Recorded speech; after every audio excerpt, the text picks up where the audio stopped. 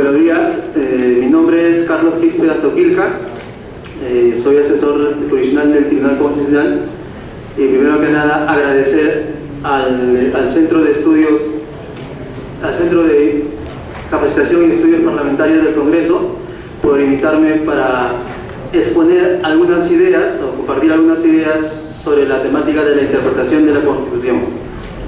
Entiendo que en una sesión anterior Javier Adrián ha hablado sobre la argumentación jurídica, luego viene Víctor Hugo Montoya para que hable sobre la ponderación o test de proporcionalidad.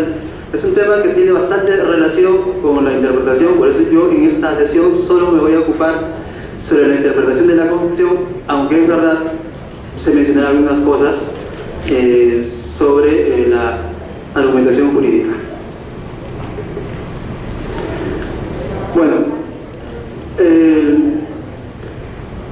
una pequeña advertencia. Lo que voy a tratar es de exponer algunas ideas sobre cómo la doctrina ha tratado sobre el tema de la interpretación de la Constitución, ¿no?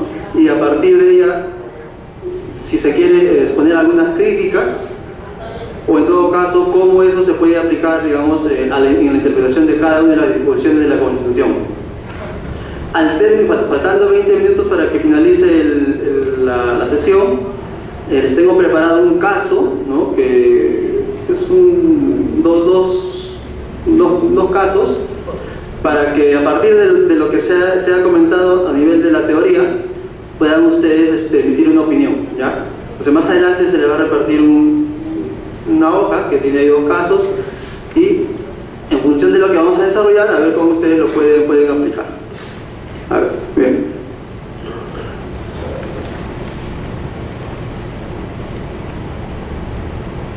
A ver. Para hacer un análisis sobre la interpretación de la Constitución, lo primero que hay que hacer, en todo caso, hay que situarnos en qué tipo de Estado nos encontramos, ¿no? Me refiero desde el punto de vista del derecho constitucional. Si es un Estado legal o es un Estado constitucional. Parece, o sea, al día de hoy no hay duda que estamos ante la presencia de un Estado constitucional, ¿no? Esto que para nosotros, digamos, es conocido, no más allá de 20 años, o sea, hace poco, en otros países, sobre todo en Europa, ya se trabajaba estos temas hace 50 años, pero incluso en otros países, como por ejemplo Estados Unidos e Inglaterra, el tema del Estado constitucional ya se daba por descontado desde hace mucho, ¿no? O sea, lo que quiero decir es que mientras en Europa, a partir de la Segunda Guerra Mundial, recién se considera la Constitución como una norma, y no solamente como un documento político, sino también como una norma, y por tanto obligatoria para todos los poderes del Estado. En Norteamérica y en Inglaterra, ya desde hace mucho, ya se consideraba la Constitución como norma jurídica. O sea, sí, norma política también, documento político, pero también norma jurídica, ¿no? Lo que yo voy a enfatizar aquí es, sobre todo, a la condición de la Constitución, pero en tanto norma jurídica, no tanto como documento político, sino como norma jurídica. Y vamos a ver cuáles son las características, ¿no? O qué es lo que hace para que se considere que estamos ante la presencia de un Estado constitucional. Depende de qué. El primer requisito para hablar de un Estado constitucional es considerar a la Constitución como norma jurídica. Como les decía, mientras en la época moderna en Inglaterra, a pesar de que Inglaterra no tiene una constitución escrita, porque, o sea, no quiere decir que Inglaterra no tiene constitución, pero o sea, su constitución está formada por los actos que da la Cámara de Lores, por la prerrogativa real, por el Bill of Rights, pero a pesar de que no tiene un código o un documento donde reúna todos los artículos y por tanto se considera constitución escrita, sin embargo sí tienen una constitución, ¿no? Entonces, y es una constitución que para ellos es vinculante para todos los poderes del Estado. Todo está en la obligación de cumplir su constitución. Y hago esta advertencia porque Estados Unidos, cuando de alguna manera copia, o trasplanta, ¿no?, su cultura jurídica, ¿no?, de Inglaterra, ¿no?, Estados Unidos lo primero que hace es establecer una constitución escrita. Ahí está la diferencia, ¿no? En Estados Unidos la primera constitución desde su nacimiento es una constitución escrita, a diferencia de Inglaterra, que no tiene una constitución escrita hasta el día de hoy. Bueno, ahora se discute ya que como Inglaterra forma parte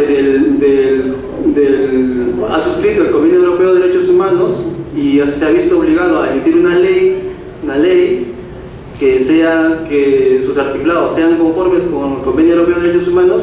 Hay mucha gente, bueno, se debate ahí y dicen que, bueno, en realidad esto ya esa ley parece una constitución porque regula derechos fundamentales, entre otras cosas, ¿no? Pero bueno, la constitución no solamente regula derechos fundamentales, ya veremos más adelante.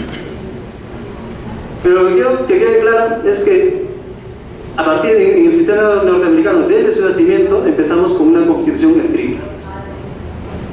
Y este será el ejemplo para los demás países, donde en su mayoría, por decir casi todos, tienen una constitución estricta. Pero el hecho de que sea constitución escrita no garantiza, o al menos en su época no garantizaba, de que esta constitución sea norma jurídica. Como les decía, allá a finales del siglo XVIII, en Estados Unidos ya se consideraba que la constitución tiene que ser escrita y ya se considera que la constitución es norma jurídica. Sin embargo, en el continente europeo no ocurría lo mismo, porque como les mencioné en ese momento, solo a partir de la Segunda Guerra Mundial se considera que la constitución es norma jurídica. Hasta antes de eso tenía lugar lo que se llama el Estado legal de derecho, donde existe una constitución, sí, pero esta constitución solamente tiene o prevalece su carácter político, ¿no?, de la constitución. O sea, a ver, y aquí cabe preguntarnos a qué se debe de que en el sistema europeo continental, a pesar que tiene una constitución escrita, llámese Francia sobre todo, ¿no?, a pesar que tenía una constitución escrita, no consideraba esta como una norma jurídica. ¿Cuál es la razón? ¿No? O sea, la razón es muy sencilla. O sea, primero, no es que los franceses o los alemanes desconocían la tradición jurídica norteamericana, ¿no? O sea, claro que lo conocían muy bien. Lo que pasa es que ellos le daban mayor preponderancia, digamos, a los actos emitidos por el Parlamento, ¿no?, la voluntad general. O sea, las leyes producidas por el Parlamento son producto de la voluntad general, entonces hay que cumplir, ¿no?, las leyes. La Constitución está ahí, sí, tendrá la condición de un documento político, sí, pero lo que vale aquí, lo que es más importante son los actos emitidos por el Parlamento. Ven ustedes que tanto en Estados Unidos, que tiene constitución escrita, y en Europa, que también tiene constitución escrita, pero sin embargo cada tradición jurídica considera de manera diferente, ¿no?, o le da un tratamiento diferente a la Constitución. Y reiterando una vez más, es recién después de la Segunda Guerra Mundial donde Europa, ¿no?, ya reconoce a ese carácter de documento político que tiene la Constitución se le agrega otra característica. ¿Cuál? La idea de la Constitución como norma jurídica. Bien, y el problema de considerar a la Constitución como norma jurídica obviamente trae una consecuencia inmediata, una consecuencia que es determinante. ¿Cuál es esa consecuencia? Es que la Constitución altera el sistema de fuentes. Claro, si la Constitución está en la cúspide del ordenamiento y ahora sí, esta Constitución tiene la calidad de norma jurídica y por tanto es obligatorio para todos los poderes, se entiende de que todo el ordenamiento, ¿no?, la ley, los decretos supremos, ¿no?, todo el ordenamiento, las resoluciones, ¿no?, administrativas, todo el ordenamiento tiene que ser conforme con la Constitución. Claro, porque si la Constitución es norma jurídica y aquí está todo, digamos, su contenido trasciende a todo el ordenamiento jurídico, significa que todas las leyes emitidas, todas las leyes inferiores tienen que ser congruentes con la Constitución. Por eso, el sistema de fuentes, a diferencia en el Estado de Derecho, donde era la ley, ¿no?, que prevalecía, en el Estado constitucional la que prevalece es la Constitución. El sistema de fuentes por excelencia es la Constitución. De ahí nace todo el contenido normativo que se puede dar en un ordenamiento jurídico.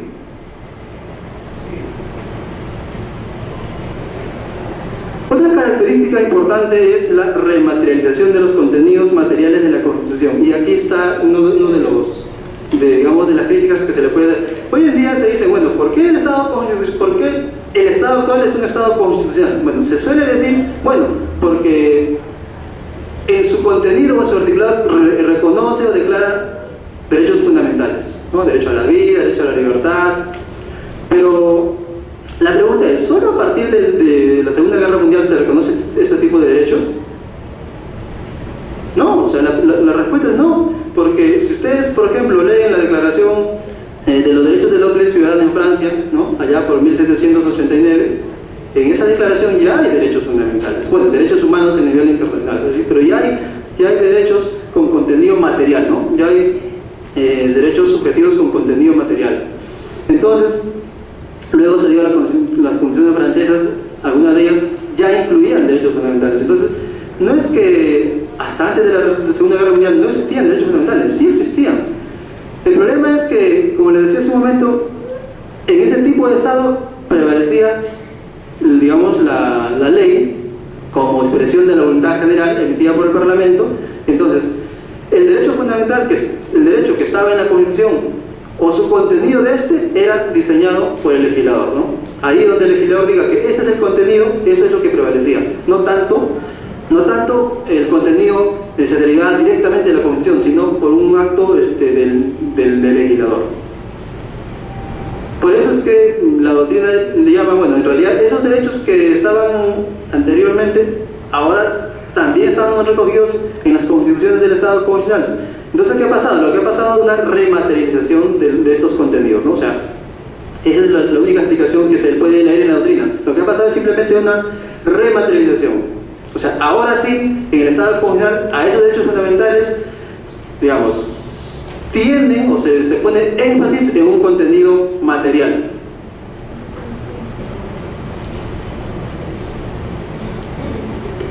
Y por último, una característica importante es que el Estado constitucional supone también la alteración de la división de poderes.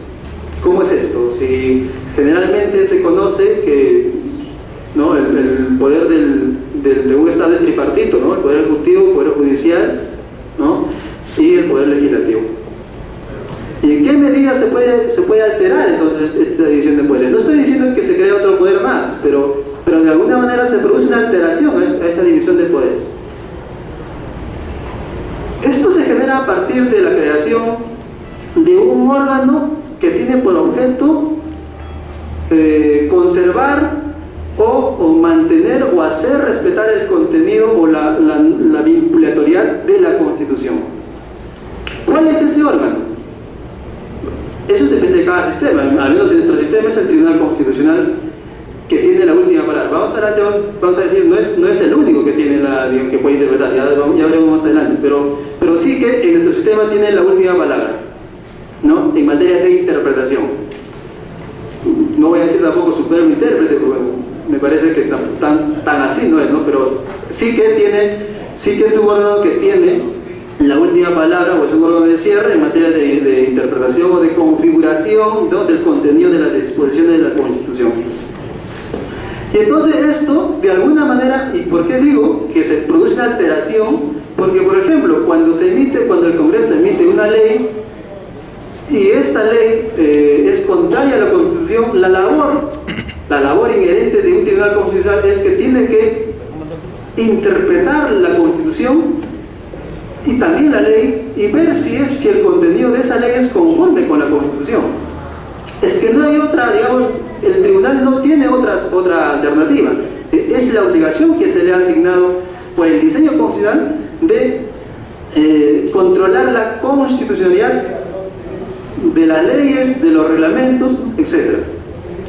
Por eso es que, por ejemplo, cuando se declara inconstitucional una ley, ahí lo que se observa es que, claro, como un órgano, digamos, ¿no?, si queremos un poco más, ser un poco crítico, ¿cómo un órgano que está compuesto por 7 miembros y que no han sido elegidos por voluntad popular, ¿no?, por sufragio directo, cómo un órgano de esta naturaleza puede anular una ley que ha sido emitida por un órgano que sí tiene representación directa, ¿no?, representación popular?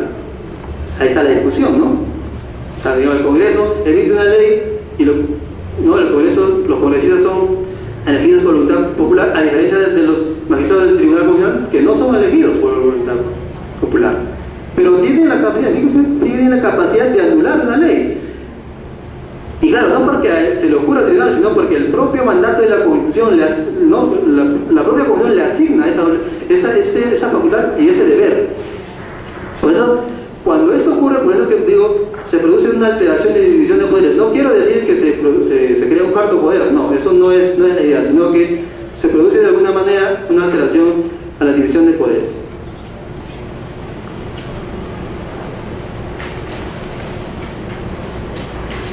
Una vez que hemos analizado, digamos, sí, a grosso modo, sobre las características o los supuestos que caracterizan a un Estado constitucional, veamos entonces ahora cómo es que se produce, cómo podemos realizar una interpretación de la Constitución.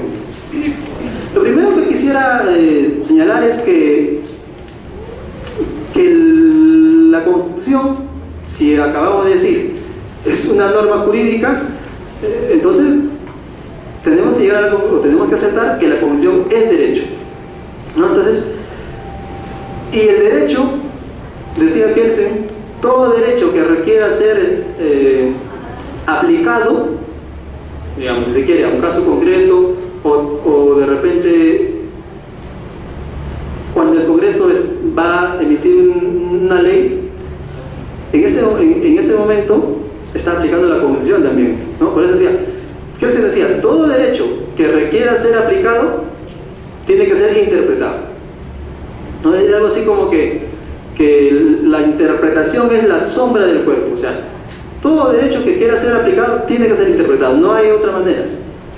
Y más adelante veremos cómo es que, por ejemplo, en los supuestos claros se requiere interpretación o no, eso lo veremos luego. Entonces, la interpretación entonces pues es, cada vez que se quiera aplicar el derecho se tiene que interpretar. El problema es, bueno, ¿a qué le denomino interpretación? ¿Qué significa interpretación? Existe un marcado consenso en la doctrina que interpretar es atribuir significado a una disposición. Así vamos en concreto. Interpretar es atribuir significado a una disposición. Nada más. Pero el problema es cómo se produce este proceso de atribución del significado. Si es que es una actividad, digamos, es la actividad o es la actividad del intérprete para encontrar el significado, o también interpretación significa encontrar el significado pero además establecer el producto, ¿no? El primero se llama interpretación actividad y el segundo interpretación producto. La doctrina también aquí existe digamos, una doctrina mayoritaria señala que la interpretación es todo, pues es buscar el significado y también establecer el producto, o sea establecer cuál es ese significado. Si tiene la disposición constitucional que señala que el Congreso está compuesto por 130 congresistas, entonces al momento de realizar la interpretación realiza una actividad, ¿no?, cognoscitiva, pero va a tener que extraer un significado. Entonces ese significado es el producto. Entonces la interpretación, según la doctrina, implica tanto la actividad de realizar, ¿no?, la interpretación como el producto. Por eso es que, decía hace un momento, interpretar es atribuir un significado, y se atribuye un significado a una disposición luego de que se realice la actividad interpretativa y se establece cuál es el significado. ¿Entendió? O sea, además, interpretar implica dos cosas: una actividad de conocimiento y luego una actividad, ya veremos más adelante, una actividad que tenga por objeto establecer cuál es ese significado. Porque, ojo, puede haber, en una disposición puede haber varios significados. Esto lo veremos más adelante. Y si hay varios significados, el legislador tendrá que optar o el juez tendrá que optar por uno de ellos. O sea, no puede recoger los dos significados de una misma disposición, no, tendrá que optar por una. Y por cuál de ellas elegir, eso ya, ahí a lo mejor tiene, digamos, mucho ya que ver con la argumentación jurídica que parece que ustedes ya, o sea, que ya lo han analizado con Javier Adrián. Bueno, lo primero para realizar una interpretación de la Constitución hay que tener en cuenta una categoría de origen italiano que tiene que ver con aquella de la diferencia entre disposición y norma, ¿no? Esta diferencia en realidad tiene, o sea, es un poco de ejercicio teórico, ¿no? Porque se dice que disposición es la expresión lingüística de un determinado texto, y la norma es el significado, ¿no?, que se deriva de esa expresión lingüística. En otras palabras, si ustedes tienen la Constitución y dice que el Congreso está compuesto por 130 congresistas, esa expresión, digamos, escrita, eso sería la disposición. ¿Y cuál sería la norma? La norma sería los significados que se derivan de esa expresión lingüística, ¿no? Por ejemplo, si ustedes tienen, el Congreso está compuesto por 130 congresistas, esa es la disposición, la expresión lingüística. Pero dice que ustedes pueden llegar a dos interpretaciones distintas de ese texto literal. Por ejemplo, una tal vez puede ser, no sé, se me ocurre, el Congreso está compuesto por 130 congresistas cada 10 departamentos. ¿Cuántos departamentos son? 24, ¿no?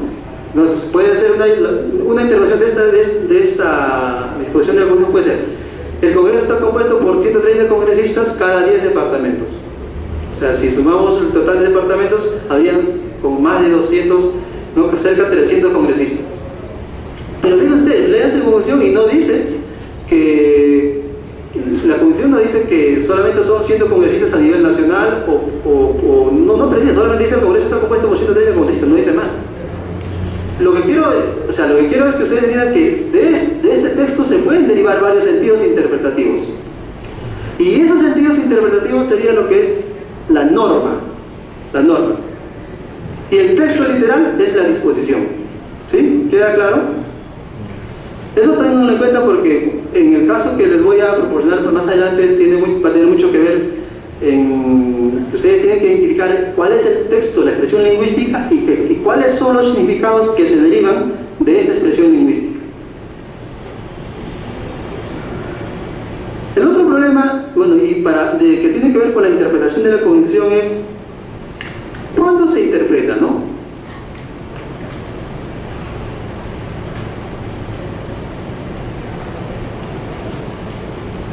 ¿Cuándo se interpreta? Primero, de acuerdo al concepto restringido, la interpretación solo tiene lugar en supuestos de oscuridad o duda. Es decir, cada vez que tengan un artículo de la Constitución, una disposición de la Constitución, y sea dudosa, ambigua, oscura, según esta teoría, solo ahí tiene lugar la interpretación. Nada más, solamente en casos de duda. El concepto amplio, por el contrario, dice no. La interpretación tiene lugar en todo momento, un poco con lo que iniciaba, ¿no? La interpretación tiene lugar en todo momento. Dice, sean casos oscuros, sean artículos oscuros, ambiguos o claros, igual requiere interpretación. Claro, y ustedes dirán, pero ahí donde dice que la capital del Perú es Lima, es clarísimo, requiere interpretación, se preguntarán. ¿O no requiere interpretación? Por supuesto que sí, requiere una interpretación literal, ¿no? O sea, a través de una interpretación literal se puede llegar a, bueno, efectivamente, la capital del Perú es Lima. Aunque también puede suscitar problemas, pero que no vayamos mucho. A través de una interpretación literal, ¿no?, se puede llegar a la conclusión de que, bueno, efectivamente, la capital de Perú es Lima. O sea, por eso, la interpretación, tengan en cuenta que se aplica en todo momento, sean disposiciones o artículos claros, oscuros, ambiguos, pero en todo momento tiene lugar la interpretación. Claro, en algunos casos será más difícil que otros establecer el sentido interpretativo, porque, o sea, en los casos claros parece que el significado se puede obtener de manera mucho más rápida, ¿no? que aquellas normas ambiguas. El otro problema tiene que ver con el objeto de la interpretación de la cognición, y esto es muy importante, esto es muy importante, que tiene que ver muchísimo con el problema de interpretar la cognición. ¿Qué es lo que interpretamos? ¿El texto o la voluntad? ¿Qué es lo que se interpreta? ¿El texto o la voluntad? Y para responder a esto, hay dos grandes teorías que se abordan esta temática, y que cada una dan escriben sus postulados. No, atención, dependiendo de la teoría que ustedes adopten, encontrarán su significado, porque con la misma, si se aplican, quiero decir, si las dos teorías no pueden llegar a un significado similar, no, llegan necesariamente a un significado diferente. ¿Por qué? Por ejemplo, el intencionalismo. Según la corriente del intencionalismo, dice que al momento de interpretar la Constitución, yo no interpreto la expresión lingüística, lo que interpreto es la intención del legislador. Fíjense, la intención que tuvo el constituyente al momento de redactar y aprobar la Constitución. Yo no interpreto, que el Congreso está compuesto, la expresión lingüística, el Congreso está compuesto por 130 congresistas, no. Y lo que yo interpreto es la intención, lo que está detrás de esa expresión lingüística. Esa es la teoría del intencionalismo. Y aunque parezca, raro, pero hay mucha gente que sostiene este tipo de doctrinas, sobre todo en Norteamérica, ¿no? Hay mucha gente que dice, bueno, eso no fue lo que quisieron los padres fundadores, ¿no? Pues, el problema es, bueno, si somos conscientes y queremos adoptar esta teoría del intencionalismo, el problema surge de inmediato. ¿Cómo determinamos la intención del legislador? ¿Cuál es la intención del constituyente? ¿Cuál fue la intención del constituyente? ¿Estamos en capacidad de determinar la intención del constituyente? Esas son las preguntas. ¿Somos capaces nosotros de encontrar la intención del constituyente? La intención que tuvo al momento de aprobar el artículo X o el artículo 10 de la Constitución, ¿somos capaces de encontrar la intención? La crítica fuerte que se le hace a esta teoría es precisamente, ¿no? que la intención, que no se puede encontrar la intención, porque primero, ¿de qué intención hablamos? La intención de quienes elaboraron los anteproyectos, ¿no? de la Constitución, la intención de quienes aprobaron el proyecto final, o la intención de quienes aprobaron ya, la Constitución.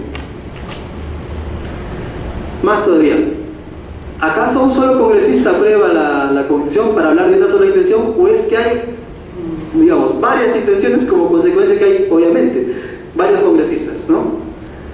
Entonces se dan cuenta ustedes que no es fácil determinar la intención, ¿no? O sea, se puede sostener como teoría, pero no es fácil determinar la intención del legislador, porque no sabemos cuál es la verdadera intención. Lo que la crítica más contundente que se le hace a esta teoría es que en realidad quien diga que esa es la intención ¿no? del constituyente, en realidad no es la intención del constituyente, sino la intención del intérprete, del que está interpretando en realidad, ¿no? Porque decimos, es imposible, ¿no? Poder encontrar la verdadera intención, ¿entienden? O sea, ahora, bueno, igual ustedes pueden no estar de acuerdo, ¿no? Pero digamos, para quien quiera sostenerlo, es un poco difícil sostener o defender la teoría del intencionalismo. Esto en todo caso, el tema del intencionalismo puede servir como un referente, como un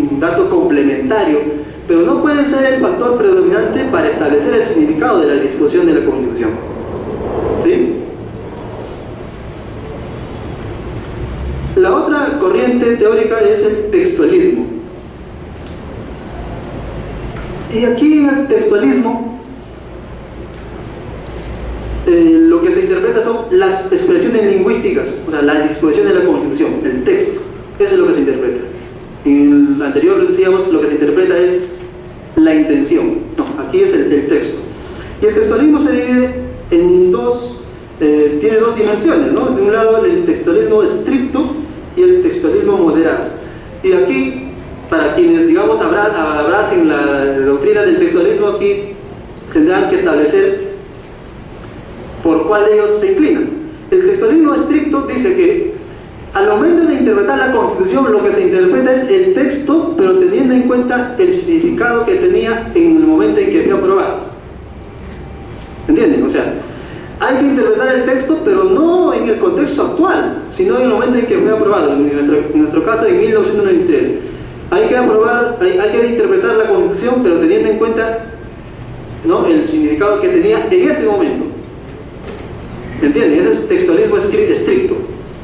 Interpreta el texto, sí, pero teniendo en cuenta el significado que tenía en ese momento. El textualismo moderado, en cambio, dice, bueno, se interpreta el texto, se puede tomar el significado que tenía en su momento, ¿no?, como una suerte de base, pero lo que yo tengo que interpretar es teniendo en cuenta el contexto actual. Es el textualismo moderado. ¿Ya? Se puede interpretar, sí, se interpreta el texto, de hecho. Se puede tomar en cuenta lo que ese artículo, esa expresión significaba en su momento, sí, pero como base. Pero para atribuir el significado final, tengo que tener en cuenta el contexto actual. Por ejemplo, ¿no?, se me ocurre el tema este del matrimonio homosexual, ¿no? Ustedes dirían, bueno, si analizamos la Constitución y lo que significaba esto en su momento en 1993, el legislador no se había puesto o no se había imaginado este supuesto, y entonces no cabe reconocer el matrimonio sexual, se podría decir, si eres un textualista estricto. Pero si es un textualismo moderado, bueno, sí tomo en cuenta lo que dice la Constitución, pero tengo que interpretarlo a la luz del contexto actual, ¿no? Las sociedades han cambiado, ¿no? El contexto social es diferente. Bueno, tengo que interpretar ese texto del 93, tengo que interpretarlo en este contexto, en el contexto actual. ¿Por cuál de ellos ustedes se inclinan? Bueno, ya en el ejemplo en el casito que se va a discutir, saldrá, bueno, aplicarán la teoría que mejor les interese, ¿no? O les sea más, digamos, una herramienta más adecuada para realizar la interpretación de la Constitución. En concreto es todo básicamente, ¿no?, el intencionalismo y el textualismo, y en el textualismo identificar bien si es un textualismo estricto o es un textualismo moderado. La crítica que se le hace al textualismo moderado es que, bueno, pues si es que yo interpreto la Constitución a partir del texto, pero teniendo en cuenta el significado que tenía en su momento en que fue aprobado, pero también el significado o el contexto actual, entonces ya no es un originalismo, dice, ¿no?, la teoría. Eso ya se puede dar otra cosa, pero no es originalismo, ¿no? Bueno, ahí está el debate. A mi modo de ver, sí creo que tiene que ver mucho con originalismo, pero bueno, esa es la discusión que hay, ¿no? Claro, aquí ahora que se me viene a la memoria también, aquí hay otro problema. ¿Ustedes han escuchado la teoría de Ulises y las sirenas? Claro, en filosofía política y en la teoría del derecho es muy conocida esta doctrina, porque tiene que ver con la idea de precompromiso. O sea, Ulises que iba a sucumbir ante los cantos de la sirena, ¿no?, consciente de que él iba, digamos, a emocionarse por los cantos de la sirena y iba a caer a sus brazos, pide a los tripulantes que lo aten al mástil, ¿no?, que lo aten al mástil, y así él, incluso que le tapen los oídos, así que la sirena puede cantar todo, pero no podrá él sucumbir a sus encantos. Esa es una metáfora, y eso traído al tema constitucional es que cuando se aprueba una constitución, se establecen, digamos, una especie de candados, ¿no? Para que no se puedan modificar fácilmente la constitución, ¿no? Se ponen restricciones, y esas restricciones, o incluso la misma aprobación de la constitución, eso supone, según esta teoría, un atrincheramiento. O sea, los constituyentes atan, ¿no? Conscientes de que las generaciones venideras pueden sucumbir, ¿no?, ante los encantos de la sirena. Con la constitución lo que hace es atar, ¿no? O sea, restringirlo de tal manera que les sea más difícil, o que les será difícil modificar esa constitución a las generaciones venideras, a las generaciones futuras. Claro, la pregunta sale a la luz, ¿no? ¿Y por qué las generaciones actuales, ¿no?, las generaciones futuras, tienen que someterse a lo que los constituyentes aprobaron, en nuestro caso, hace 20 años? ¿Por qué? El contexto es otro, ¿no? Ese es el debate. Bueno, aquí hay diversas teorías, no vamos a ahondar más, pero el textualismo tiene que ver con eso, ¿no? O sea, si tú interpretas la constitución, pero teniendo en cuenta el texto, es porque de alguna manera estás teniendo en cuenta, o sea, estás asumiendo el precompromiso que tomaron los padres constituyentes, solo que ahora, dependiendo, si eres un estricto textualismo moderado, le dices, bueno, yo tomé en cuenta lo que los padres constituyentes nos aprobaron, pero yo le agrego ahora un significado, digamos, especial, teniendo en cuenta el contexto actual, ¿no? Bien. La siguiente temática tiene que ver con la especificidad de la interpretación de la Constitución. Bueno, aquí la cosa es muy sencilla. Dice, si la Constitución es norma jurídica, es la norma suprema del ordenamiento jurídico y por lo tanto es vinculante para todos los estados, para todos los poderes públicos, y entonces hay que tener en cuenta, tiene que haber un método de interpretación, y este método de interpretación no puede ser el mismo que se aplica para el derecho en general, se dice, ¿no? No, tiene que ser distinto. O sea, claro, porque si la Constitución es la norma jurídica suprema, bueno, tiene que haber un método especial distinto, no puede ser igual, porque si no, pues sería lo mismo que el derecho en general, que se sostiene, ¿no? Vamos a ver si eso, o sea, los supuestos los supuestos en que se sustenta esta posición son tan fuertes, tan contundentes, que en realidad la interpretación de la Constitución es un supuesto especial de interpretación, ¿ya? A ver, se dice que la Constitución tiene el carácter general y abierto, o sea, las disposiciones de la Constitución son generales, abstractas y abiertas, ¿no? Toda persona tiene derecho a la vida. Bueno, ¿qué se entiende por vida? Toda persona tiene derecho a la igualdad. ¿Qué se entiende por igualdad? ¿No? Igualdad formal, material. ¿Qué se entiende por eso? O sea, son conceptos amplios, ¿no?, genéricos, y el contenido tiene que ser desarrollado por el legislador o por el juez constitucional. Pero la pregunta es, ¿y el derecho civil no tiene normas, no tiene disposiciones así genéricas, abstractas, ambiguas?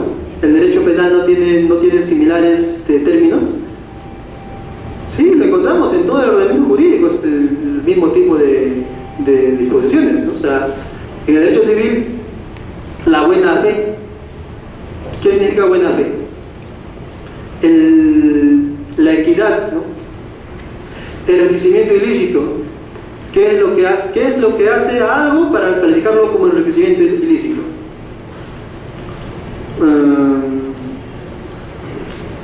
Arma blanca, ¿no? No sé, en fin. O el buen padre familia, ¿no? ¿Cómo podemos considerar a alguien buen padre de familia? Depende de qué, o sea, es un término genérico.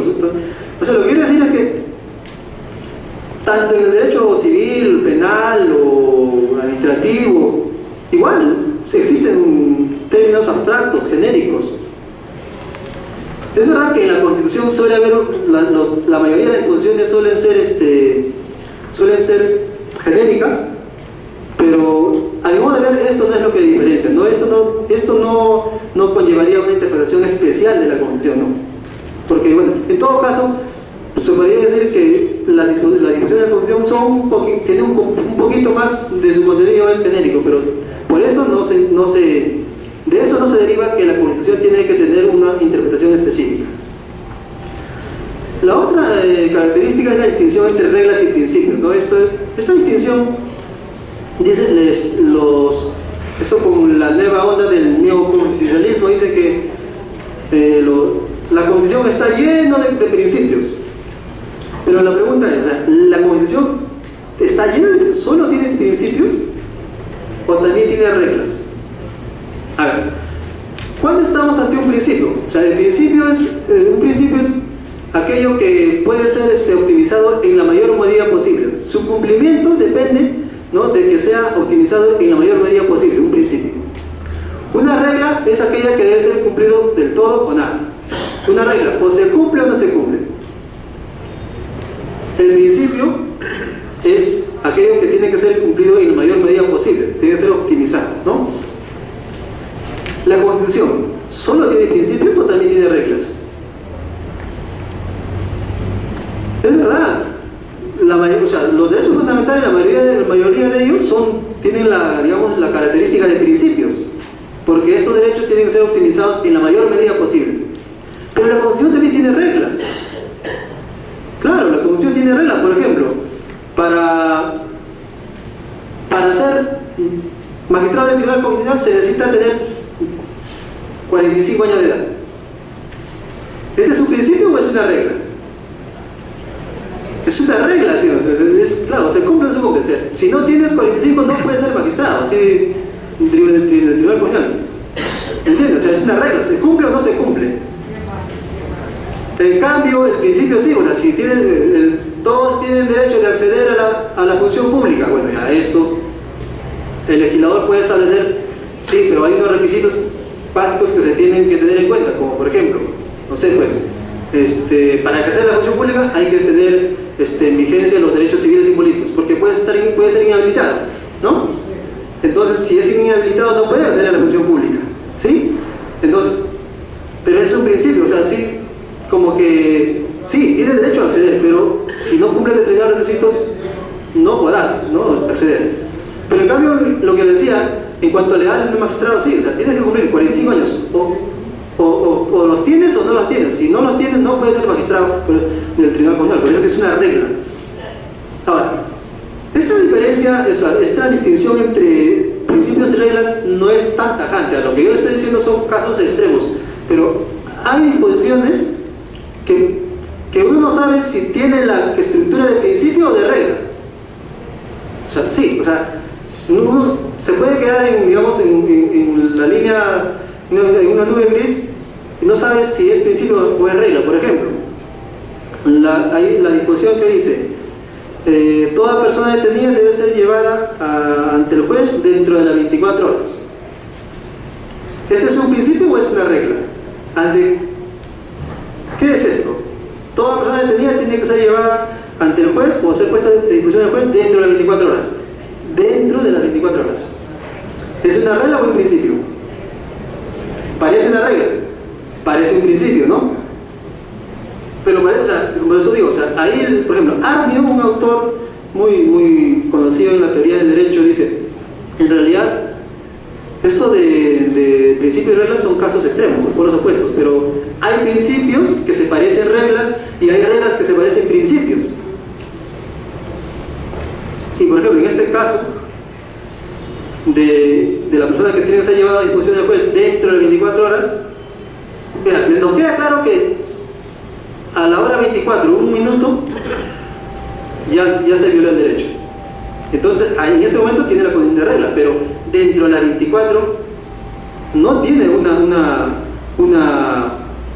estructura de regla, porque la puesta a disposición del juez dentro de 24 horas depende mucho de las actividades que se pueden realizar, ¿no? Por ejemplo, si es una persona que ha sido detenida con, no sé, pues con todos los objetos del delito in flagrante, ahí no parece que, razonable que la policía se demore 24 horas y lo se pone a la disposición del juez, porque lo único que hay es hacer ahí, declarar aquí, está con el dinero, con los celulares, ¿no? Y con el arma. Entonces ahí no parece que sea razonable que la policía se demore 24 horas. O sea, bastarán, bueno, lo que dure, pero no creo que razonablemente no se puede aceptar, digamos, un periodo de 24 horas, ¿no? Por eso, entonces, dependiendo del caso, entonces ahí tiene la categoría de principio. La otra característica dice la peculiaridad de los sujetos intérpretes de la Constitución. Bueno, y aquí lo que le decía en un inicio es que la Constitución puede ser interpretada por todos. Todos tenemos que interpretar la Constitución. El ciudadano de a pie, porque claro, tiene que sujetarse a la Constitución, ¿no? La Constitución dice, toda persona tiene derecho a la vida, se entiende que tengo que respetar la vida del otro, ¿no? Tienen que realizar, pueden interpretar, bueno, para respetar o para entender qué es lo que es vida, el ciudadano tendrá que realizar un ejercicio interpretativo, ¿no? ¿Qué entiendo por eso? Toda persona tiene derecho a la intimidad, ¿no? A la intimidad o al honor. El ciudadano conoce la Constitución, pero tiene que leer la Constitución, tiene que realizar un ejercicio interpretativo para que pueda respetar esos derechos de las otras personas. Pero también pueden interpretar los funcionarios públicos, que duda cabe. Pero también, o sea, el legislador es uno de los intérpretes, digamos, inmediatos de la interpretación de la Constitución. Cada vez que el legislador emite una ley, tiene que interpretar la Constitución, porque claro, o sea, esta ley tiene que ser conforme con la Constitución, ¿no? Tiene que ser coherente con la Constitución. No puede ser, digamos, una ley que contravenga la Constitución. Bueno, esto de que contravenga o no, esto ya posiblemente será materia de una demanda de inconstitucionalidad y en su momento el Tribunal Constitucional tendrá que decidir si en realidad contraviene o no la Constitución. Pero en el ejercicio, digamos, en la práctica legislativa se interpreta la Constitución y el proyecto o la ley que se aprueba se tiene que aprobarse, pero teniendo en cuenta cuál es el sentido interpretativo de la Constitución. Aquí le voy a poner un ejemplo, a ver si, para que quizás quede un poco más claro, ¿no? Como producto del desarrollo de la medicina, la medicina y la biología, al 2020, se puede establecer una pena especial. ¿Cuál es esta pena especial? Se llama el coma punitivo, ¿ya? El coma punitivo. ¿Y qué consiste el coma punitivo? Consiste en inyectarle, ¿no? O sea, ponerle una inyección a la persona que ha sido sentenciada, ¿no? Para que cumpla su pena, y el efecto de esta inyección es que lo mantiene en coma a la persona, ¿ya? Y son llevados a unos centros especiales para que ahí cumplan su condena. ¿Cuál va a ser el trabajo del Estado? De repente brindarle alimentación especial, ¿no? Pero está en coma. ¿Con esto qué se evita? Se evita pues que haya que haya disturbios en los penales. Con esto se evita de que a través de los penales se puedan cometer otros delitos, la inseguridad ciudadana, ¿no? Como extorsión o secuestro, ¿no? Entonces el Estado quiere evitar todo eso, dice, bueno, implementamos la pena de coma punitivo, inyectamos le ponemos la inyección y lo llevamos a centros especiales. El Estado solamente va a gastar en una alimentación asistida que es de bajo costo comparando con la atención, ¿no? Y alimentación y todo que le puede brindar en los establecimientos penitenciarios. Imagínense que esto es un proyecto de ley y es aprobado por el Congreso. Y imagínense y para aprobar este proyecto, ¿y qué dice la Constitución? ¿Estará permitida o prohibida por la Constitución? ¿Qué hace?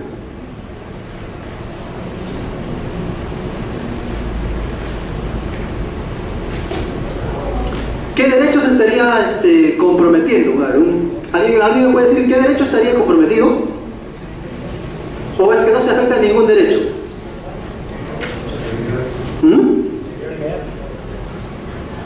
A ver, ¿quiénes dicen que no se afecta ningún derecho? Que es perfectamente como el que es constitucionalmente válido que se apruebe este tipo de pena. Como nadie levanta la mano, parece que, o sea, nadie se atrevería a decir que esto es constitucionalmente válido, ¿no? Claro, ¿y qué entienden ustedes por digamos, el derecho que toda persona tiene derecho a su integridad, a no ser tratada, a no tener tratos crueles o inhumanos, ni a recibir penas degradantes o inhumanas? ¿Creen que podría colisionar esa ley con este derecho reconocido en la Constitución? Problema, ¿no? Problema.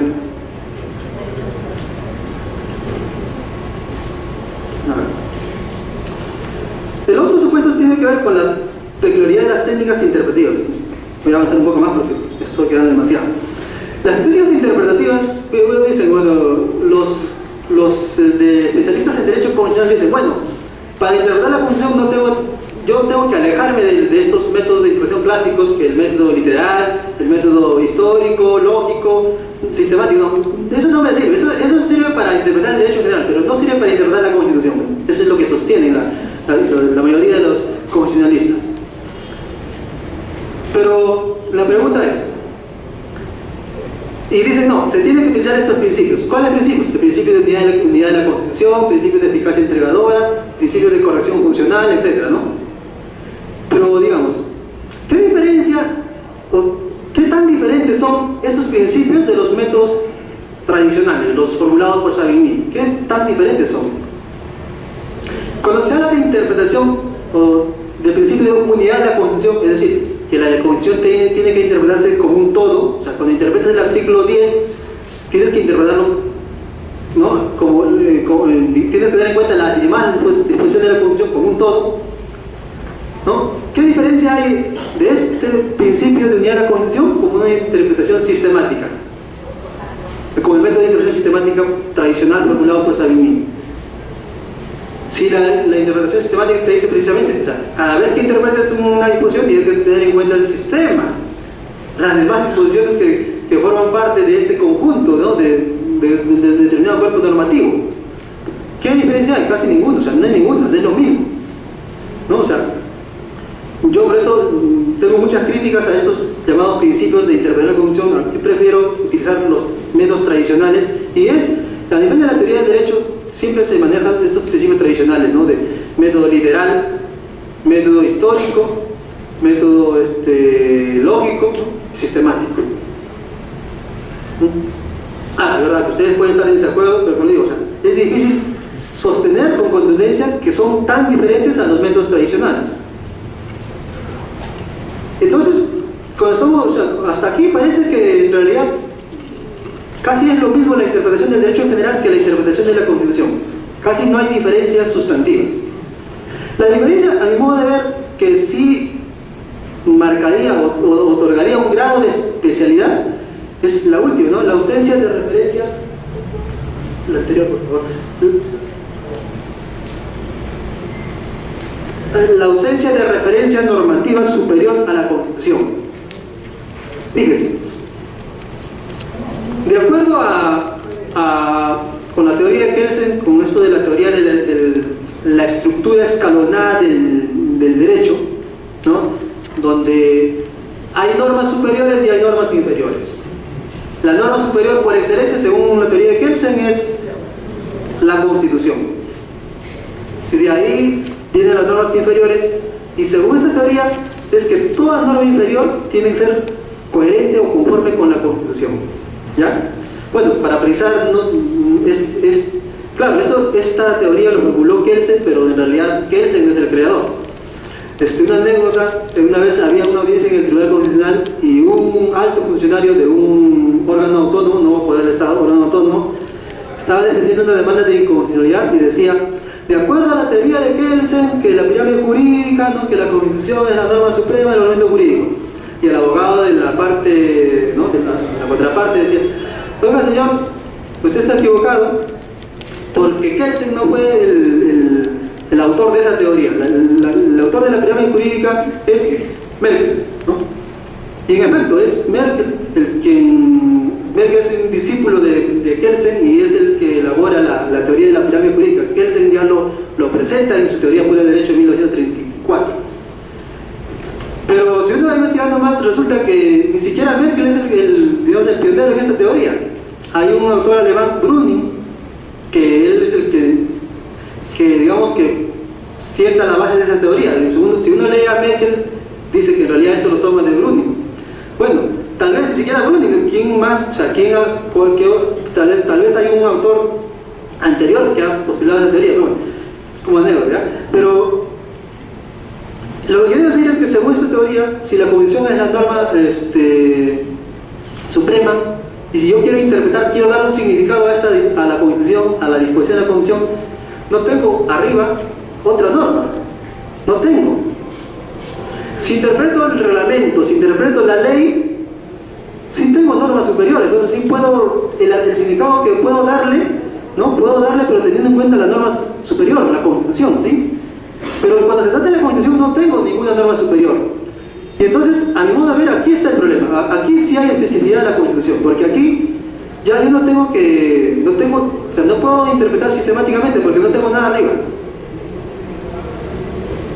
¿Me entienden? Entonces, aquí sí hay hay un grado, digamos, gradual, un grado de especificidad de la Constitución donde, como no tengo norma superior, lo que se tiene que interpretar, lo que tiene que emplear aquí es un método especial.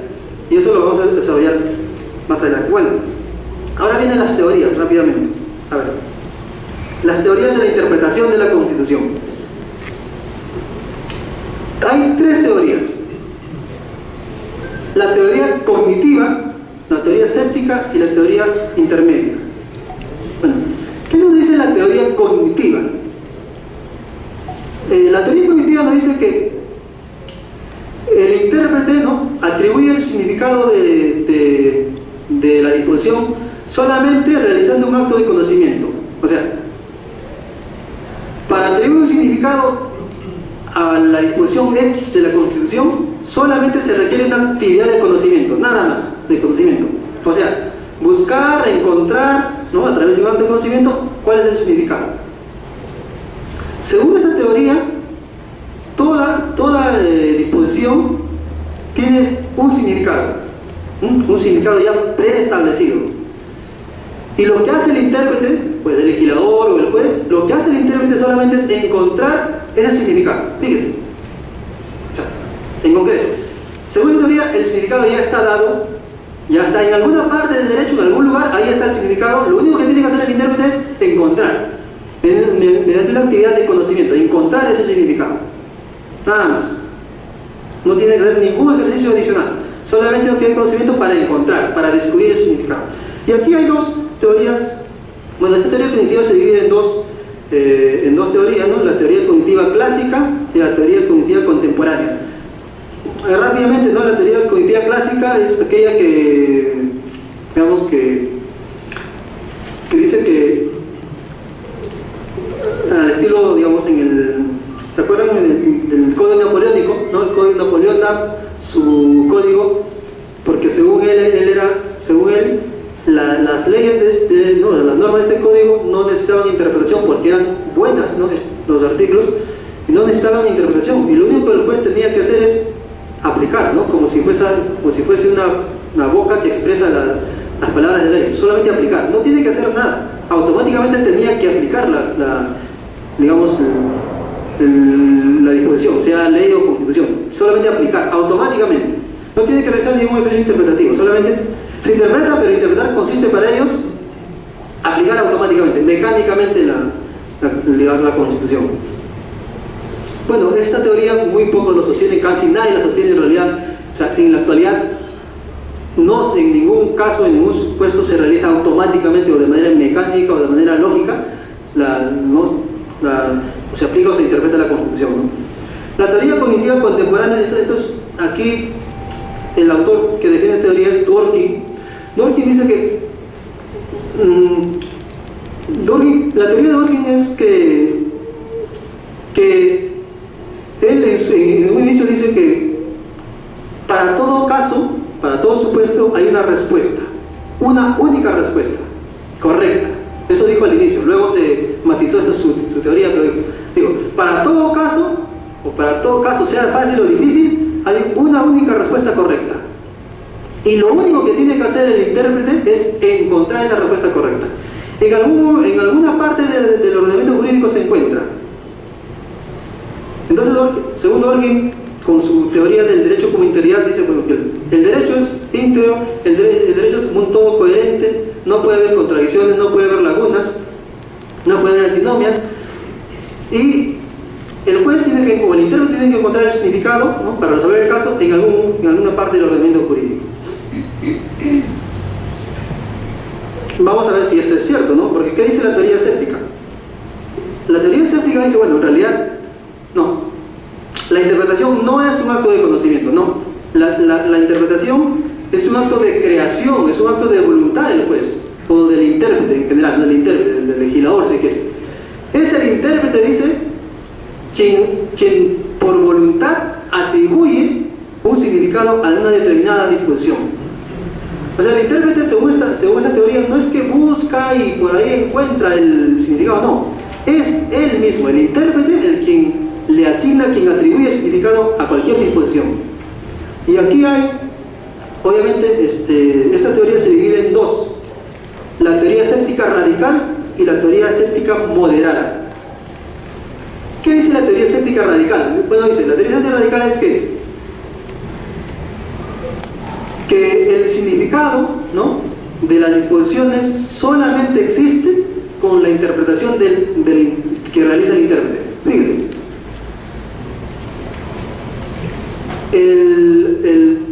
el significado de la expresión "todos tienen derecho a la vida" solamente existe luego de la interpretación que realiza el intérprete.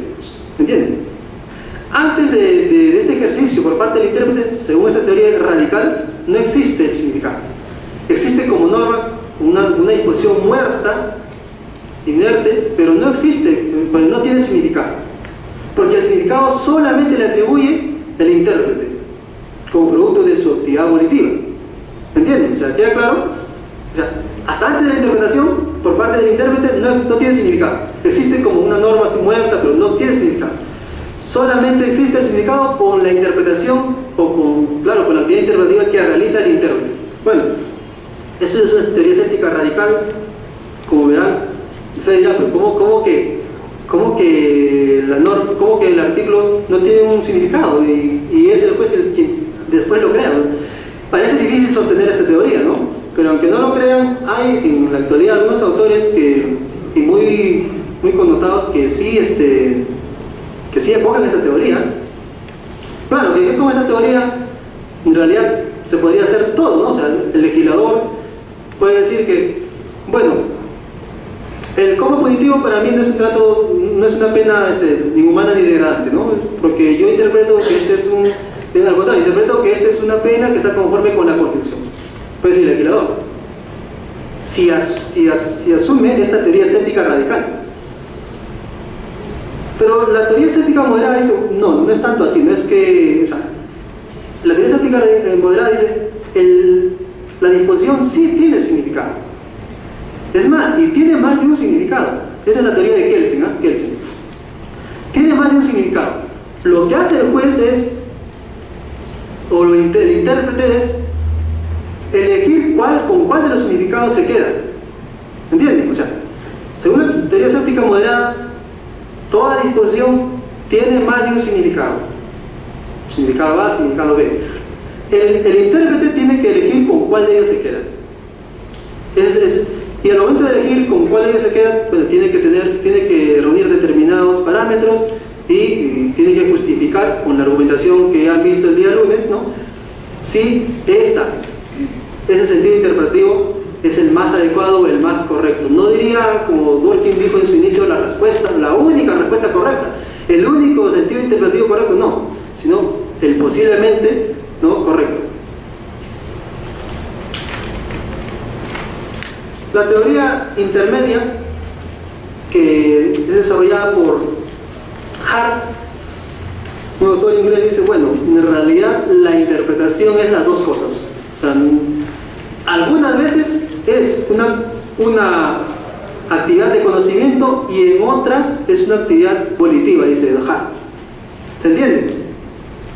Algunas veces es una actividad de conocimiento y algunas veces es una actividad de voluntad. O sea, algunas veces el juez lo único que tiene que hacer es buscar el significado que está en cualquier parte del ordenamiento jurídico y atribuir a la disposición X, ¿no? Algunas veces hace esto cuando se trata de casos fáciles, y algunas veces, cuando los casos son difíciles, el juez tiene que crear, tiene que asignar un significado.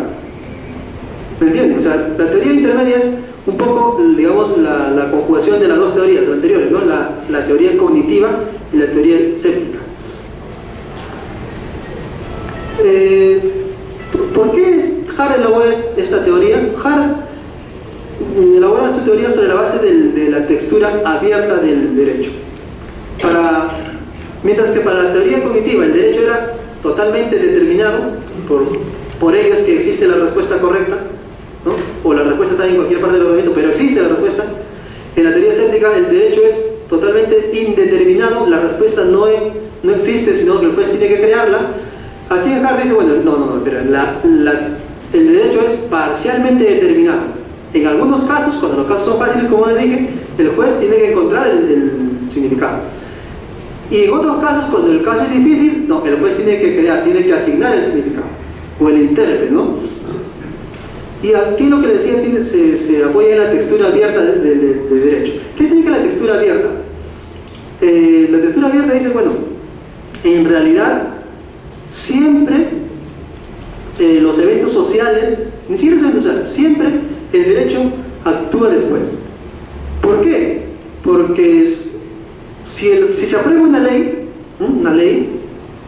el legislador en ese momento puede, digamos, recoger la mayor cantidad de supuestos, ¿ya? Para aprobar esa ley. O sea, dice, apruebo el derecho, no sé, apruebo que, digamos, el delito de parricidio, ¿no? Y aquí me pongo en todos los supuestos, ¿no? En la muerte de hijo a padre, ¿no? Padre a hijo, bien. Pero según Hart, hay supuestos que en ese momento el legislador no tuvo en cuenta y por lo tanto quedó fuera del digamos, del conjunto de supuestos que se puso para asignar, para aprobar la ley. Pero es más, no es que no se dio cuenta de algunos, sino que además en el futuro aparecieron otros. ¿Me entienden? Por eso Hart dice, aquí lo que funciona es la textura abierta. Entonces, para esos supuestos que sí eran claros, esos serán casos difíciles, y para aquellos supuestos en que el legislador no se imaginó, en ese momento se le pasó, digamos, ese supuesto, o hay supuestos nuevos, ¿no? Entonces ahí estamos ante un caso difícil, porque el derecho no da una solución para este caso. Entonces el intérprete tiene que asignar un significado. ¿Entienden? O sea, por ejemplo, creo que los bienes, los bienes que son necesarios para el ejercicio de la profesión son inembargables, ¿verdad? ¿Sí? Muy bien. ¿Ustedes creen que dentro de ese artículo estará considerado una tablet? Porque puede ser con un abogado, ¿no? O un asesor, puede que la tablet es indispensable para el ejercicio de su profesión. Y llega el juez, quiere embargarle la tablet, también la tablet. ¿Qué dirían ustedes? El legislador al momento en que aprobó esta ley, ¿se puso en el supuesto de la tablet? No, porque no existía la tablet. Es un supuesto que ya se produjo recientemente, ¿no? Y el código se aprobó hace muchos años, el Código Procesal Civil. ¿Se dan cuenta que entonces que hay casos en que el legislador al momento en que aprueba la ley se los pasa o se olvida, pero también hay casos futuros o supuestos futuros que el legislador no lo pudo prever. Y como no lo pudo prever, entonces el derecho ahí es parcialmente determinado. Por eso dice, en estos casos el juez tiene que, si el juez o el intérprete tiene que decidir el caso, tiene que crear un significado, porque acuérdense que se tiene que decidir así haya vacío de eficiencia de la ley, ¿no? Muy bien. Los casos fáciles serían, según Hart, estarían en la zona de certeza, y los casos difíciles estarían en la zona de penumbra.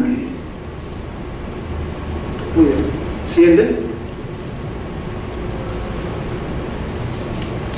Y al final, bueno, ¿cuál de las teorías les gustó?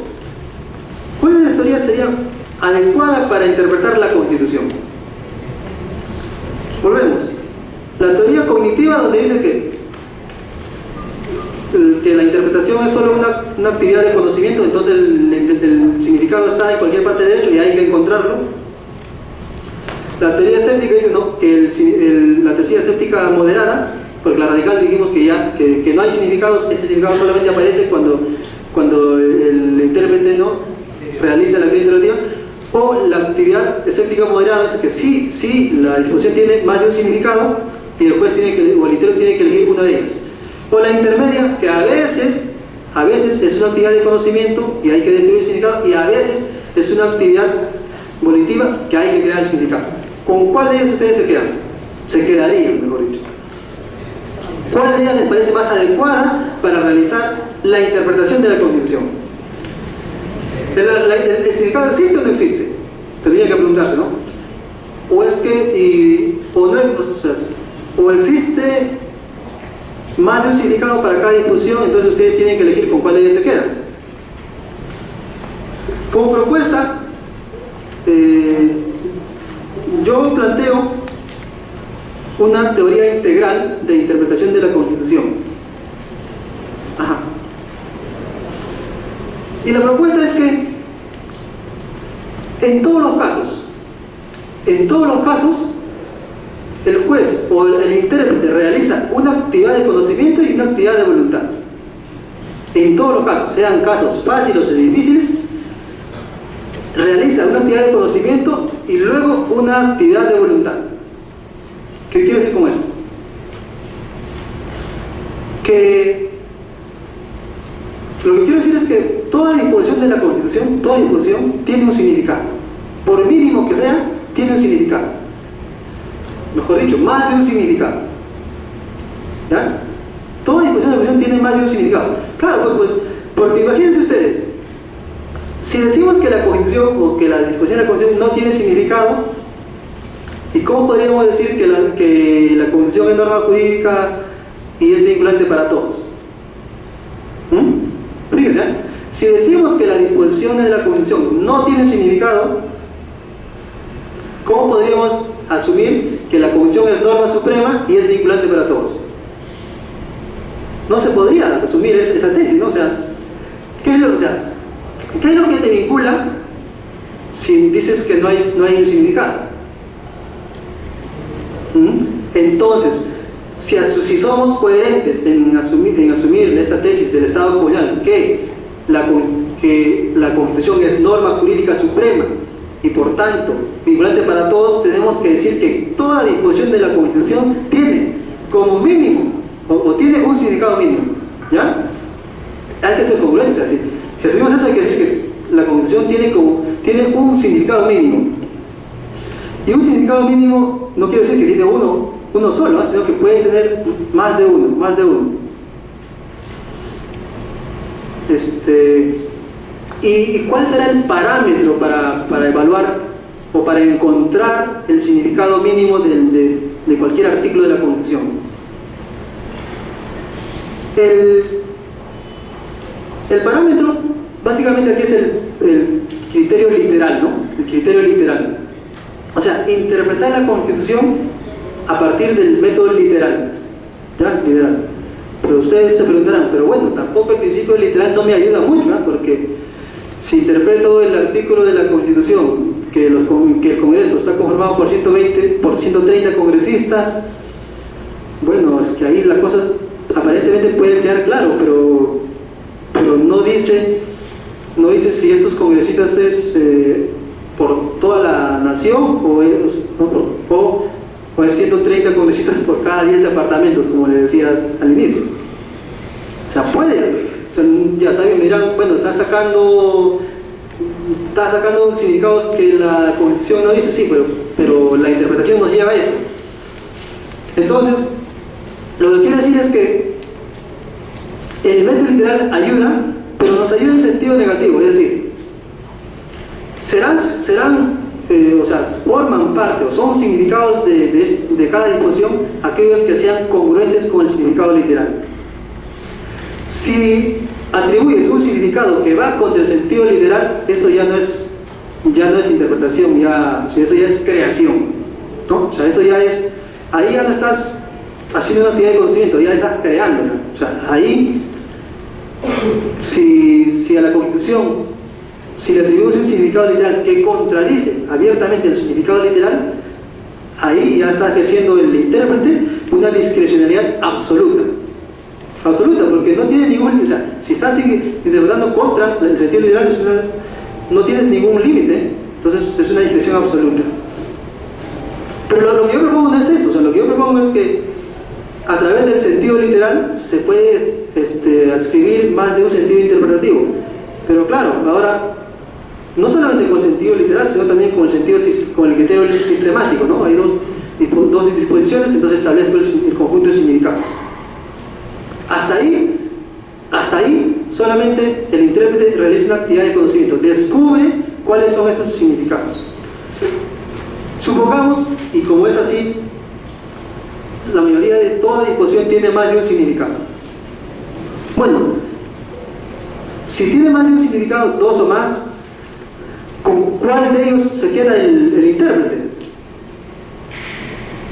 ¿Con cuál de ellos se queda el intérprete?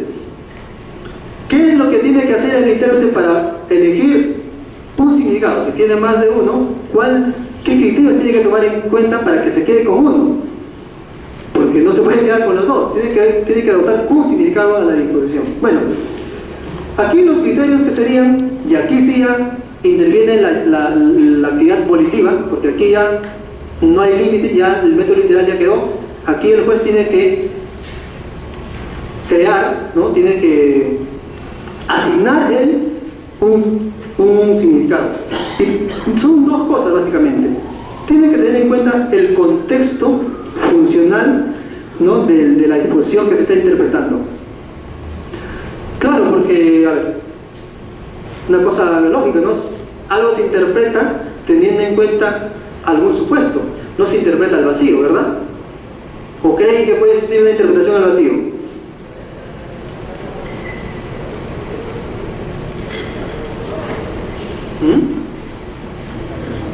¿Podríamos asignarse, o sea, podría realizarse una interpretación al vacío? Y cosa bien rara, o sea, siempre se tiene que interpretar teniendo en cuenta algo, algún supuesto, algún objeto. Básicamente, teniendo en cuenta el contexto, ¿no? O sea, no puede, si se deja de lado el contexto, pues la interpretación no tiene sentido. Pero además de tener en cuenta el contexto, después el intérprete tiene que tener en cuenta que sea coherente con el sistema jurídico, ¿no? En este caso del Estado constitucional. Por ejemplo, si tenemos que evaluar la constitucionalidad del cómo punitivo, tendríamos que determinar qué significa pena inhumana o degradante, ¿no? A través de un sentido literal, pues, bueno, pena degradante o pena degradante inhumana significa que toda persona tiene que ser, no tiene que ser humillada, ¿no? Sino que tiene que ser respetada en su dignidad humana. Ya, pero para eso tengo que tener en cuenta el contexto. El contexto es de que se le quiere, ¿no? O sea, de inyectar, ¿no? Se le quiere inyectar el como punitivo a la persona para que cumpla su pena. Es el contexto, ¿no? Entonces, pero además tienen que tener en cuenta ustedes el modelo, o sea, que el modelo del Estado, y el modelo del Estado es un Estado constitucional, donde hay derechos fundamentales que se tienen que respetar y en última instancia el tema del derecho, el valor dignidad humana. humana aquello que es un mínimo irreductible que no puede ser restringido. O sea, la dignidad humana significa que la persona tiene que ser tratada como sujeto, como persona, no como objeto. No puede ser cosificada, no puede ser tratada como objeto. Si es tratada como objeto, en realidad se está vulnerando la dignidad humana de la persona, ¿no? Entonces, tienen que tener en cuenta esos dos criterios, a mi modo de ver, ¿no? Para completar la etapa anterior, que era referida al elemento cognitivo. Todo esto me lleva a la conclusión de que la discrecionalidad del intérprete es relativa, no es absoluta, es relativa. ¿Por qué es relativa? Porque en un primer momento realiza una actividad de conocimiento y en un segundo momento realiza una actividad volitiva, sí, pero teniendo en cuenta la actividad cognitiva, en todos los casos. No como Hart sostiene que algunas veces es una actividad de conocimiento y otras veces es actividad volitiva. No, sino en todos los casos. Siempre dando por descontado que toda disposición tiene más de un sentido interpretativo, y para elegir con cuál de ellos me quedo, tengo que utilizar estos elementos, ¿no? A través de una actividad volitiva. Y por eso el intérprete tiene una discrecionalidad relativa para adquirir los significados de las disposiciones de la Constitución. Y con esto, ya para terminar, hace que no existe una única respuesta correcta, sino una respuesta posiblemente correcta. ¿Ya? Una respuesta posiblemente correcta. No hay una respuesta correcta. No hay, porque en esta segunda etapa, si se dan cuenta ustedes, en el elemento volitivo no hay norma que me controle, que me limite. Y si no hay norma, las razones que pueden utilizarse aquí pueden ser jurídicas, obviamente que no cabe, pero también pueden ser políticas, ¿no? O extrajurídicos, razones morales pueden ser, razones morales. ¿Y eso está mal? Creo que no. El problema es cómo justificar, a través de la argumentación que ya se ha visto el lunes, ¿no? Cómo justificar el sentido interpretativo que vas a elegir, ¿no? Cómo argumentar por qué, o dar las razones por las cuales te quedas con ese sentido interpretativo. De eso se trata. Y por eso que digo que no existe una única respuesta correcta. De hecho, Dworkin, que al inicio propuso su teoría, al final dijo, no, en realidad ese es un ideal, eso no puede ser realidad, es un ideal, lo dijo, digamos, Dworkin 2, diríamos, modificó o matizó su teoría y dijo, no existe la única respuesta correcta. Sí, es un ideal, lo que existe en todo caso es una posible respuesta correcta, que nos acerca a lo que Alexis llamaría la pretensión de corrección, pero no podemos sostener con objetividad que existe una respuesta correcta. Bueno, eso ha sido todo en cuanto al tema teórico. Ahora les he traído un casito.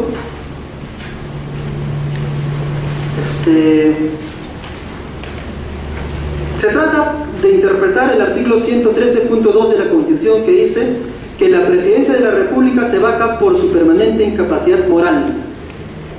¿Ya? Esa es la disposición.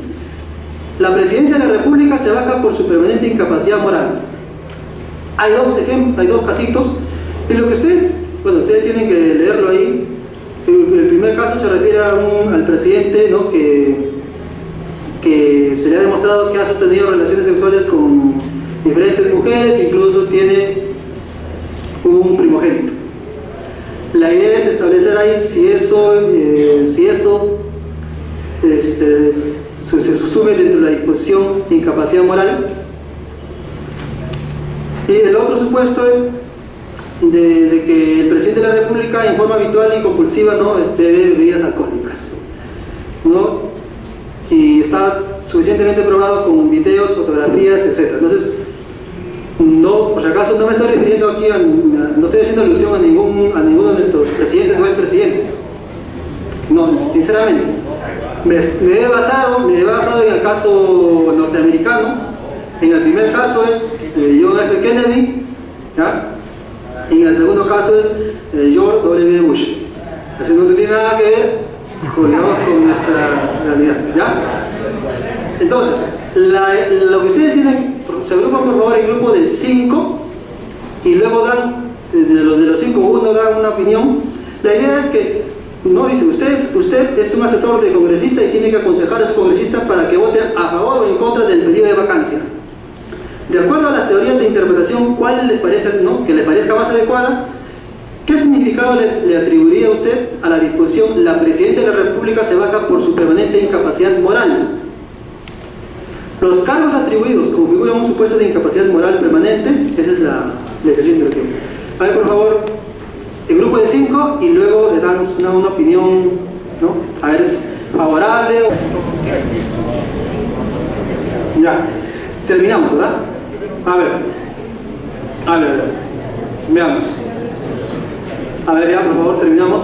A ver, las propuestas, a ver, vamos. A ver, empecemos a ver con el grupo de aquí, por favor. A ver, silencio. Dos cosas, ¿no? ¿Cuál es el significado que le atribuye a la disposición constitucional que se le ha señalado? Y si los hechos se subsumen dentro de ese significado. Aquí, adelante, por favor. Bueno.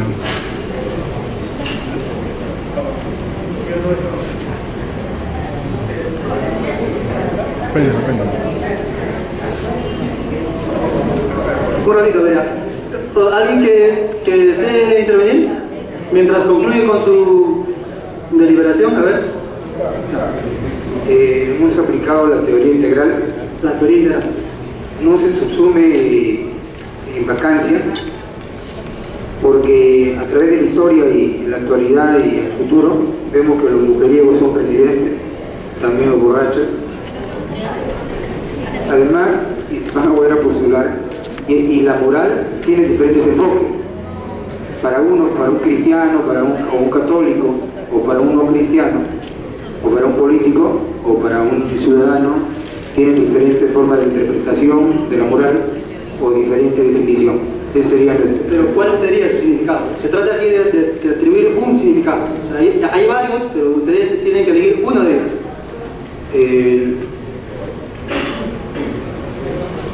El significado es que no existe vacancia. Ya, pero ¿qué se entiende por permanente incapacidad moral? Esa es la disposición.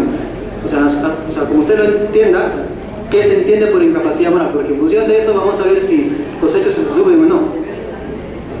¿Cómo lo entendería usted incapacidad moral?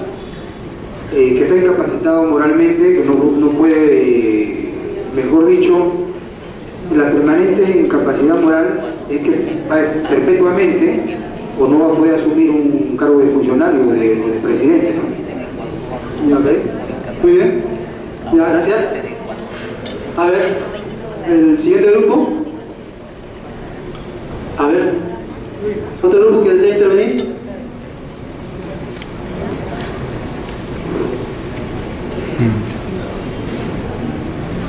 Se trata de intervenir, de dar sus planteamientos. No es que aquí no estamos buscando la única respuesta correcta. Se trata de dar una idea, ¿no? A ver. Buenos días. Bueno, en el caso concreto, en el caso 1, sobre el tema de la vida, bueno, yo lo tomo así, ¿no? En el caso de la vida personal o el grupo lo tomo así. En el caso de la vida personal, el tema del adulterio, claro que se comete una conducta deshonrosa, ¿no? De repente, pero para mí, o bueno, para el grupo no configura un supuesto de incapacidad moral permanente. En el caso 2, sobre que se habla pues de la forma habitual y cómo él comienza de repente a beber impulsivamente, y hasta esto puede generar de repente una declaración de incapacidad a través del Código Civil, inclusive declararlo de ebrio habitual. Ahí sí podría configurarse el tema de pues, incapacidad permanente, ¿no? ¿Y con qué teoría ahí está? ¿Cuál teoría está aplicando? ¿Qué teoría está aplicando? Bueno, la teoría que usted propone. La teoría integral. Muy bien. A ver, otro grupo, por favor.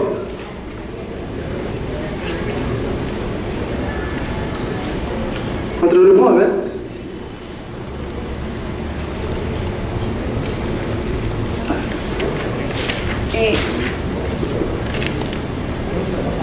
A ver, ver, nosotros hemos llegado a la conclusión, primero, ambos casos tienen una afectación moral, ¿no? Pero en el primer caso no es una afectación directa al cargo de presidente, como en el segundo caso, que es la habitualidad y compulsividad de beber, que sí afectaría directamente al cargo de presidente. Ahora, dentro de lo que para nosotros es permanente incapacidad moral, es la afectación directa a las funciones de presidente, que en este caso, como un bebedor compulsivo, con las responsabilidades que tiene un presidente, definitivamente afectaría en todo momento. ¿Eso con qué teoría, con cuál teoría se quedaría? Nosotros estamos trabajando con la teoría escéptica. ¿Escéptica radical o moderada? No, la moderada. Moderada, muy bien. Otro grupo, por favor.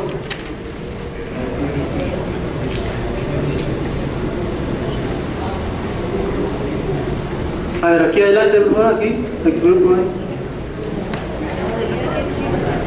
A la doctora. Hay un grupo ahí. A ver, por favor. ¿Sí? Sí, ahí está, este caballero. Ahí está. Caballero. Ahí está,